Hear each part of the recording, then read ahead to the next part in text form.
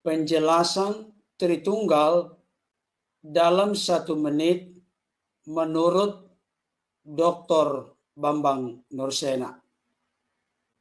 Tritunggal tidak berbicara tentang sesuatu di luar Allah, tapi tentang misteri Allah yang esa. Tritunggal tidak bicara tentang jumlah Allah, tapi tentang Allah yang mengungkapkan dirinya sebagai Bapa, artinya wujud Allah, eksistensi Allah, Putra, kiasan dari firman Allah, dan Roh Kudus yang adalah sumber hidup dalam diri Allah. Jadi ketika bicara keilahian Kristus itu tidak merujuk pada kemanusiaannya yang dilahirkan oleh Bunda Maryam, tapi kita bicara tentang Kristus yang sudah ada sebelum segala sesuatu ada, sebagai firman Allah yang kekal. Firman itu kemudian menjadi manusia.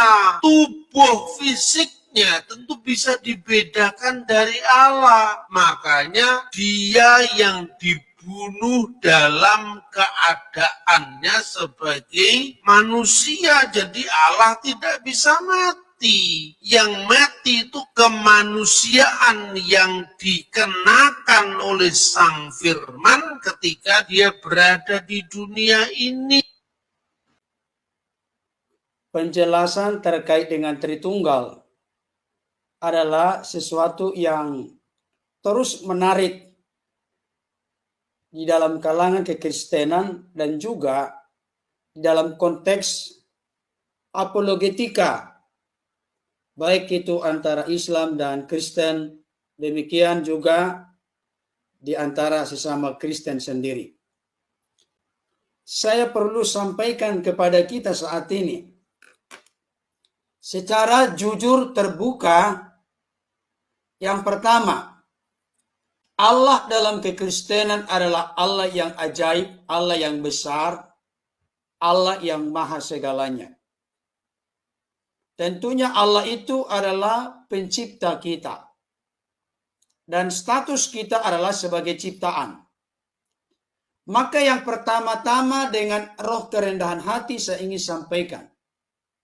Siapapun saudara dan saya, apapun agama kita masing-masing, adalah mustahil, sekali lagi, adalah mustahil kita bisa mengenal, mengerti, mengetahui Allah dengan sempurna, komplit, dan lengkap.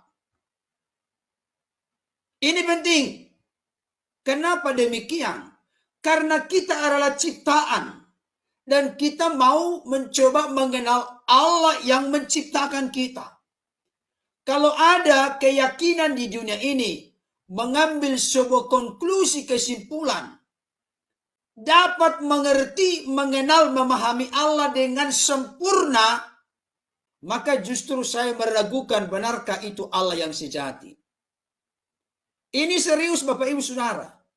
Karena kita sebagai ciptaan yang terbatas, mana mungkin kita bisa mengenal dan mengerti, memahami Allah secara sempurna seperti Allah mengenal dirinya. Yang kedua, sekalipun Allah itu gaib, Allah itu misteri dan rahasia, tapi Allah berkenan menyatakan dirinya melalui mengutus Sang Firman turun menjadi manusia. Namanya Yesus Kristus. Itu sebabnya dalam konteks kekristenan, bagaimana supaya kita mengenal Allah? Bukan kita yang berupaya dengan kecerdasan kita, pengalaman kita, pengertian kita, pengetahuan kita, kehebatan kita. No, bukan. Tapi karena Allah sendiri berprakarsa dari dirinya untuk berkenan menyatakan Allah itu kepada kita melalui Kristus. Makanya firman Tuhan berkata di dalam Yohanes 1 ayat 18, demikian bunyinya, tidak seorang pun yang pernah melihat Allah.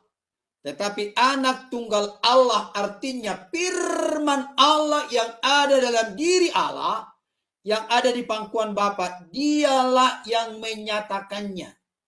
Exegesato, dialah yang menyatakan Bapa itu kepada kita. Kalau sang firman yang telah nuzul turun menjadi manusia menyatakan Bapa kepada kita, maka kita lebih yakin dan percaya karena dari diri Allah itu sendiri, sang firman-Nya yang ada dalam diri Allah pada mulanya adalah firman-firman itu bersama-sama dengan Allah, dan firman itu adalah Allah. Firman itulah yang telah menjadi manusia, dan firman itulah yang menyatakan Bapa kepada kita, Allah kepada kita, Elohim, Yahweh kepada kita.